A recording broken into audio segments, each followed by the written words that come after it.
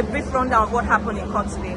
Okay, so we were in court this morning. As you can see, we just finished the proceedings before Court 9, Magistrate Court at Papa.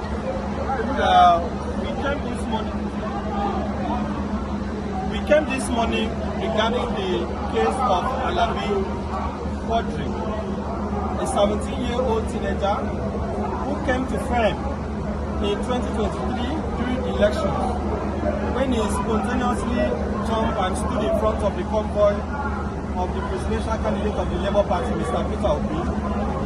You would recall that his photograph at the time became an internet sensation, and Nigerians became very interested in his case. Following that, a lot of people made donations to him, and his matter was widely reported. Quite sadly,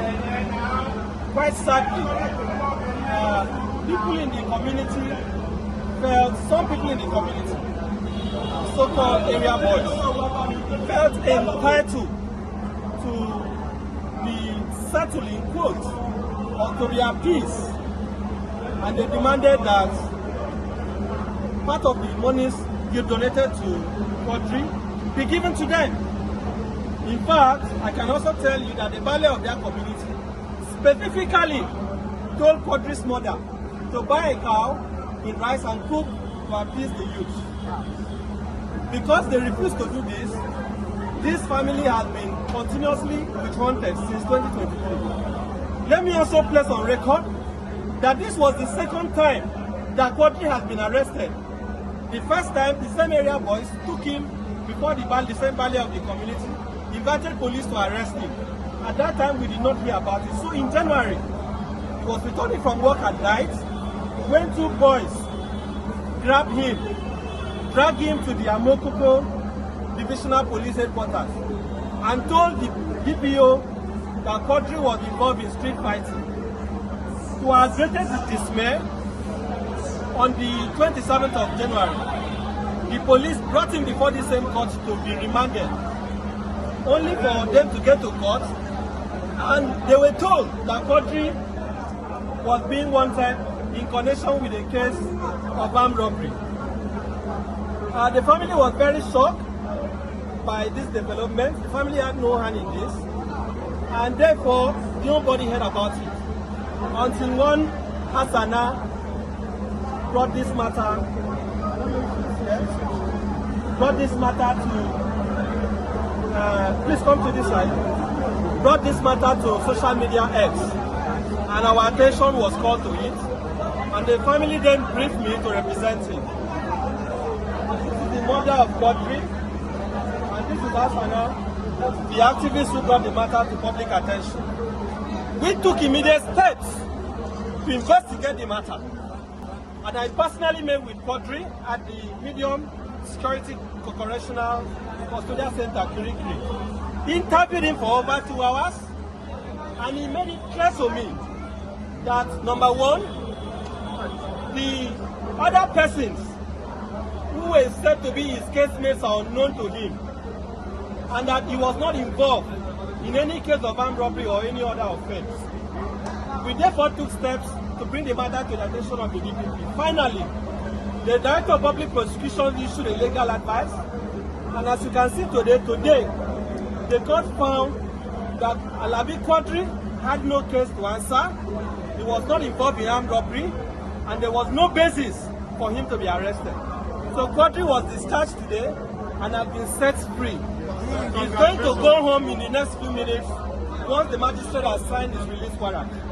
So I want to thank Nigerians who have shown solidarity with Quadri, and I want to state on record that the DPO of Amokoko Divisional Headquarters must immediately be removed. I am calling on behalf of the family that the DPO of Amokoko must be removed immediately, and that even the IPO and other officers who were involved in this very devilish act of framing up a minor for armed robbery must be made to face orderly room trial.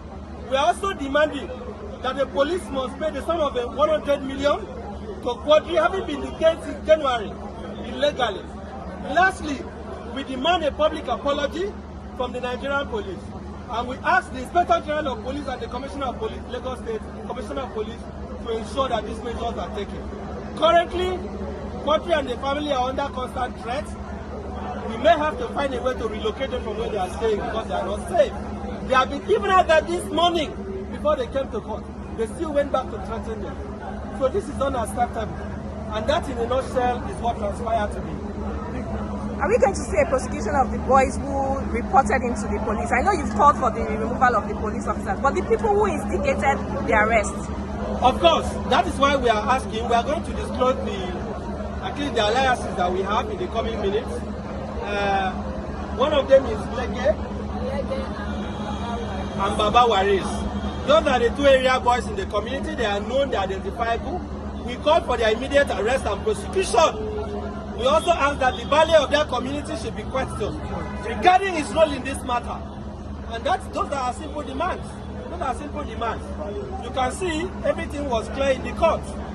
That there was no basis to arrest this boy in the first place. There was no basis. We hear it's the Balogun, not the Bale. Well, can we confirm? That is going to be, clarified. But what I can tell you is that a traditional person in that community, they know him as Bale, hand in what had happened, and we would like him to also answer some questions. But our major target is the DPO, the IPO of Amokuku Divisional Headquarters, and the two area boys that we have mentioned.